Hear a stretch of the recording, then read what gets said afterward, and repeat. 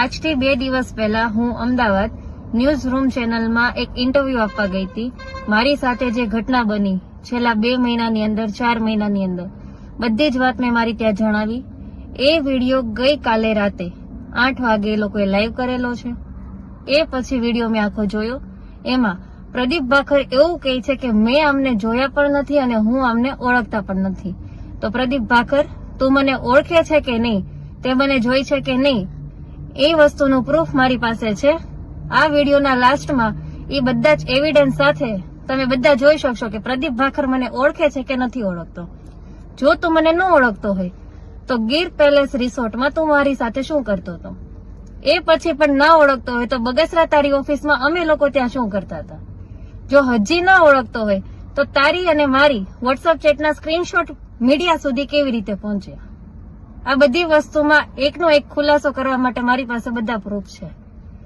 બીજી વસ્તુ, તું એમ કે છો કે હું આને ઓળખતો નથી કે મારે આની સાથે કઈ છે નહીં, તો આપણે લાઈવ મેડિકલ ટેસ્ટ કરાવવા તૈયાર છીએ. હું મારા મેડિકલ ટેસ્ટ કરાવવા તૈયાર છું. તું પણ આવી જા તારા મેડિકલ ટેસ્ટ કરાવવા. ખબર પડી જશે કે તું મને ઓળખે છે કે નથી ઓળખતો.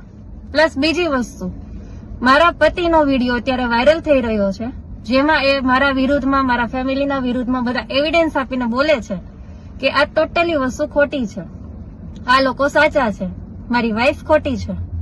તો એ વિડીયો બાબતે બી મારી પાસે પ્રૂફ છે કે તમે લોકોએ કેવી રીતના એની પાસેથી પ્રેશર કરીને વિડીયો બનાવેલો છે. જો એમાં બી મને ડાઉટ લાગશે, એમાં બી મને એમ લાગશે કે મારો ઘરવાળો એ તમારા લોકોની સાથે છે, એણે આ બધું જાણી જોઈને કરેલું છે, તો ટોટલી એક્શન એની ઉપર પણ હું લઈશ. કાયદેસર પગલા જે થતા હશે એમાં મારા ઘરવાળાનું નામ પણ આવશે.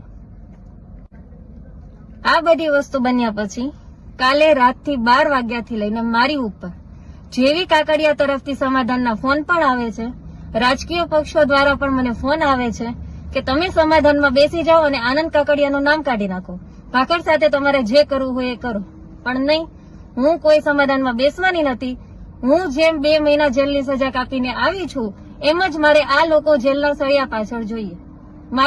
મને એટલો વિશ્વાસ છે ન્યાયતંત્ર ઉપર કે મને મારો ન્યાય મળશે. રાજ્યના મુખ્યમંત્રી સુધી મારો આ વિડીયો પહોંચે એવી હું આશા રાખું છું અને મારે જરૂર પડશે તો હું સીબીઆઈની મદદ પણ આમાં લઈશ. પોલીસ સ્ટેશનમાં પણ હું આ એફઆઈઆર મારી મૂકવાની છું. જો ત્યાંથી પણ મને સપોર્ટ નહીં મળે તો હું કોર્ટના દરવાજા ખખડાવીશ. હું એટલા બધાને એક જ વિનંતી કરું છું મીડિયા દ્વારા કે મને આ વસ્તુમાં ન્યાય અપાવો, આના કાયદેસર પગલા લ્યો, સાબિતી સાથે બધા સામે આવો.